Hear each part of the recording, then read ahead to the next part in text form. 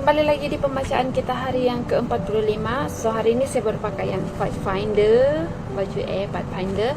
So happy World Pathfinders Day 2020 to every one of you. So hari ini sebelum kita mulakan pembacaan kita di dalam buku Encounter Series Christ the Way, mari kita macam biasa, let's pray together. Ya Tuhan Allah Bapa kami yang bertahta di kerajaan surga, pada saat ini kami ingin membaca sekali lagi firman Engkau, dan biarlah kami dapat belajar sesuatu daripada pelajaran firman Engkau hari ini Tuhan. Tuhan, pada saat ini kami mohon agar Engkau terus memberikan kami kekuatan dari segi keimanan kami, agar kami terus setia, kami terus bertahan, kami terus menjadi teladan kepada orang lain, seterusnya menjadi terang dan garam kepada semua orang yang masih belum mengenal Engkau dan masih kehausan atau rindu akan kebenaran-Mu Tuhan.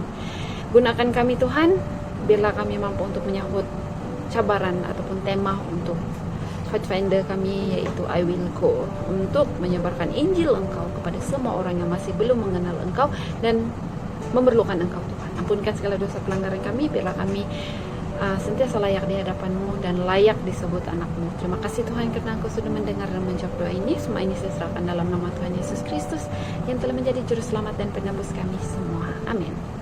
So jom kita baca di dalam Desire of Ages nomor 124 hingga 126 di bab yang baru, yaitu bab 13, yaitu bertajuk kemenangan. Kemenangan. Kemudian iblis membawanya ke kota suci dan menempatkan dia di bumbung bait Allah. Lalu berkata kepadanya, jika engkau anak Allah, jatuhkanlah dirimu ke bawah, sebab ada tertulis mengenai engkau, ia akan memerintahkan malaikat-malaikatnya dan mereka akan menatang engkau di atas tangannya supaya kakimu jangan terhantuk kepada batu. Sekarang setan menyangka bahwa ia telah menghadapi Yesus pada pendiriannya sendiri.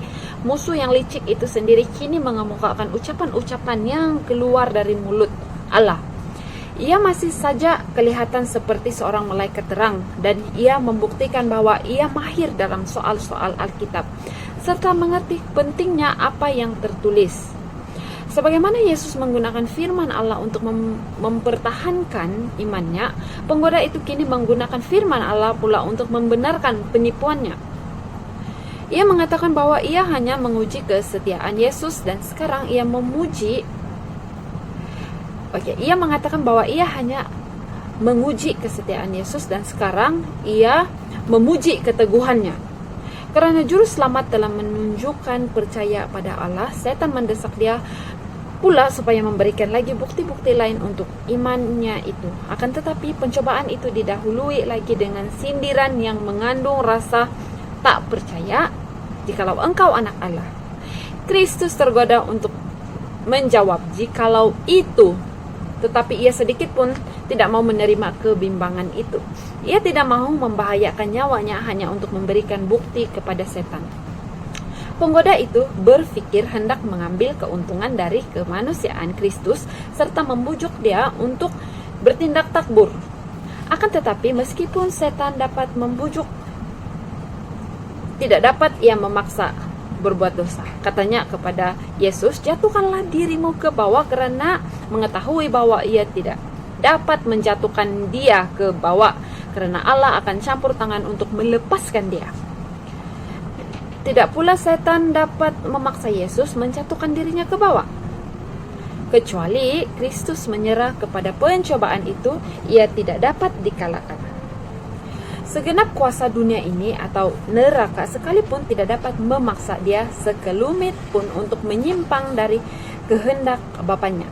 Penggoda itu tidak akan pernah dapat memaksa kita untuk melakukan kejahatan. Ia tidak dapat mengendalikan fikiran kecuali fikiran itu diserahkan ke bawah kekuasaannya. Kehendak mesti setuju. Iman mesti melepaskan pegangannya, dan dari Kristus barulah setan dapat menggunakan kuasanya atas kita. Tetapi setiap keinginan jahat yang kita sayangi memberikan kepadanya tempat bertumpu. Setiap perkara yang dalamnya kita gagal untuk mencapai standar ilahi merupakan sebuah pintu terbuka yang melaluinya ia dapat masuk untuk menggoda serta membinasakan kita. Dan setiap kegagalan atau kekalahan di pihak kita memberikan kesempatan bagi dia untuk mempersalahkan Kristus. Ketika setan mengutip janji, ia akan memerintahkan malaikat-malaikatnya. Ia tidak menyebutkan ucapan untuk menjaga engkau di segala jalanmu, yaitu pada segala jalan pilihan Allah. Yesus tidak mau keluar dari jalan penurutan. Sementara menunjukkan iman yang sempurna pada Bapaknya, ia tidak mau menempatkan dirinya sendiri dengan tidak disuruh pada suatu kedudukan yang akan memerlukan campur tangan Bapaknya untuk menyelamatkan dia dari maut. Ia tidak mau memaksa Allah datang meluputkan dia, dan dengan demikian gagal untuk memberikan kepada manusia satu teladan iman dan penurutan. Yesus berkata kepada setan, ada pula tertulis, janganlah engkau mencobai Tuhan Allahmu. Perkataan ini diucapkan oleh Musa kepada Bani Israel ketika mereka kehausan di padang belantara, lalu menuntut supaya Musa memberikan air kepada mereka dengan berseru, adakah Tuhan di tengah-tengah kita atau tidak? Keluaran 17 ayat 7.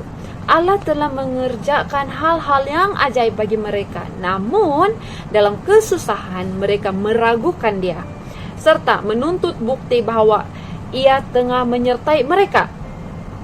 Dalam keadaan kurang percaya itu, mereka berusaha hendak menguji dia. Maka setan pun mendesak Kristus untuk berbuat demikian juga. Allah telah membuktikan bahwa Yesus adalah anaknya. Dan kini untuk meminta bukti bahwa ialah anak Allah, berarti menguji firman Allah, mencobai dia. Jika demikian, maka adalah benar meminta apa yang tidak dijanjikan Allah. Hal ini akan menunjukkan adanya kurang percaya serta benar-benar menguji atau mencobai dia. Jangan hendaknya kita menyampaikan permohonan kita kepada Allah untuk membuktikan apakah ia akan menepati janjinya, melainkan karena ia akan menepatinya. Bukannya untuk membuktikan bahwa ia mengasihi kita, melainkan karena ia mengasihi kita. Tetapi tanpa iman, tidak mungkin orang berkenan kepada Allah. Sebab barang siapa berpaling kepada Allah, ia harus percaya bahwa Allah ada dan bahwa Allah memberi upah kepada orang yang bersungguh-sungguh mencari dia. Ibrani 11 ayat 6. Akan tetapi, iman itu sekali-kali tidak ada hubungannya dengan tindakan yang bersifat takbur. Hanya orang yang mempunyai iman yang sejati sajalah yang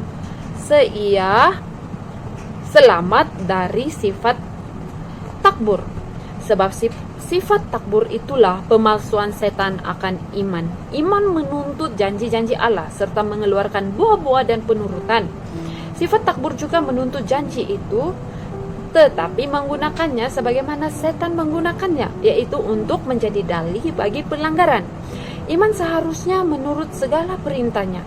Sifat takbur menuntun mereka itu kepada pelanggaran hukumnya karena beranggapan bahwa kasihnya yang besar itu akan menyelamatkan mereka dari akibat dosa mereka itu. Bukannya iman yang menuntut keredlahan surga, tetapi memenuhi syarat-syarat yang olehnya kemurahan harus dikaruniakan. Iman sejati beralaskan janji-janji serta syarat-syarat yang terdapat di dalam Alkitab. Acap kali apabila setan telah gagal untuk menimbulkan perasaan kurang percaya, ia berhasil dalam menuntun kita ke arah sifat takbur. Jika ia dapat menyebabkan kita menempatkan diri kita sendiri tidak seperlunya pada jalan pencobaan, maka tahulah ia bahwa kemenangan sudah ada padanya. Allah akan memelihara semua orang yang berjalan pada jalan penurutan. Akan tetapi menyimpang dari jalan itu berarti berani memasuki daerah setan. Di sana kita pasti akan jatuh. Juru selamat telah menyuruh kita, berjaga-jagalah dan berdoalah supaya kamu jangan jatuh ke dalam pencobaan. Markus 14 ayat 38. Renungan dan doa akan mencegah kita dari lari dengan tidak diminta ke jalan bahaya, dan dengan demikian kita diselamatkan dari banyak kekalahan. Namun kita harus tidak boleh berputus asa apabila diserang oleh pencobaan. Acap kali apabila ditempatkan dalam sesuatu keadaan yang sulit, kita bimbang apakah kita telah dipimpin oleh Roh Kudus. Tetapi Roh itulah yang membawa Yesus dahulu ke padang belantara untuk dicobai oleh setan. Bila Allah membawa kita ke dalam ujian, Ia mempunyai suatu maksud yang hendak dilaksanakannya untuk kebaikan kita. Yesus tidak takbur dalam segala janji Allah oleh pergi tanpa disuruh ke padang belantara. Tidaklah pula ia putus asa ketika pencobaan datang kepadanya. Demikian juga halnya dengan kita, sebab Allah setia dan karena itu ia tidak akan membiarkan kamu dicobai melampaui kekuatanmu. Pada waktu kamu dicobai, ia akan memberikan kepadamu jalan keluar sehingga kamu dapat menanggungnya, katanya. Persembahkanlah syukur sebagai korban kepada Allah dan bayarlah nazarmu kepada Yang Maha Tinggi. Berserulah kepadaku pada waktu kesesakan, aku akan meluputkan engkau dan engkau akan memuliakan aku. 1 Korintus 10 ayat 13 dan Mazmur 50 ayat 14 hingga 15. So, sampai di sini saja pembacaan kita hari ini, di mana Yesus sudah menjadi contoh, di mana Yesus telah merasakan pribadi sebagai manusia biasa yang mampu untuk melawan pencobaan yang berasal daripada setan. So, mari kita teladani sifat Yesus, yaitu kuat bila kita dilanda pencobaan sekalipun. Sebab dalam Alkitab ada tertulis, segala sesuatu pencobaan tidak akan melampaui kemampuan kita semua. So, mari kita bersatu di dalam doa. Ya Tuhan Allah Bapa kami yang bertakhta di dalam kerajaan syurga, terima kasih Tuhan karena Engkau sudah menyertai kami dalam pembacaan kami hari ini yang begitu indah, dan kami telah mempelajari sesuatu untuk diterapkan di dalam kehidupan kami sehari-hari. Tuhan, kami ingin terus dipenuhkan oleh kasih-Mu, kami ingin terus dipenuhkan oleh kesetiaan kami terhadap Engkau, agar kami tidak mudah untuk jatuh di dalam pencobaan yang begitu licik daripada setan.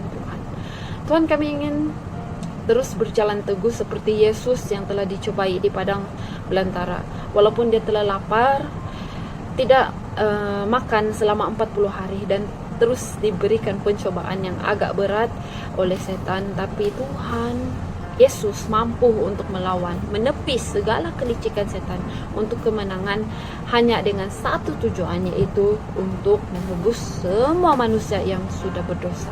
Terima kasih Tuhan, terima kasih Yesus karena Engkau sudah memberikan satu teladan yang harus kami contohi untuk kekuatan kami secara pribadi di dalam perjalanan kami di dalam dunia yang fana ini. Terima kasih Tuhan sekali lagi karena Engkau sudah memberkati kami, memberikan peringatan yang indah di dalam firman Engkau hari ini. Terima kasih Tuhan, ampunkan segala dosa pelanggaran kami. Saat ini saya berdoa dengan hati yang rendah, iman yang percaya dalam nama Tuhan Yesus Kristus yang telah menjadi juru selamat dan penebus kami. Amin. So, sampai di sini saja pembacaan kita untuk hari yang ke-46. So, jangan lupa bersama dengan saya di pembacaan seterusnya, yaitu hari yang ke-46. Hari ini adalah hari yang ke-45. So, jangan lupa untuk bersama dengan saya di hari yang ke-46, yaitu esok. So, bye, jumpa lagi di video akan datang. Tuhan memberkati kita semua. Bye.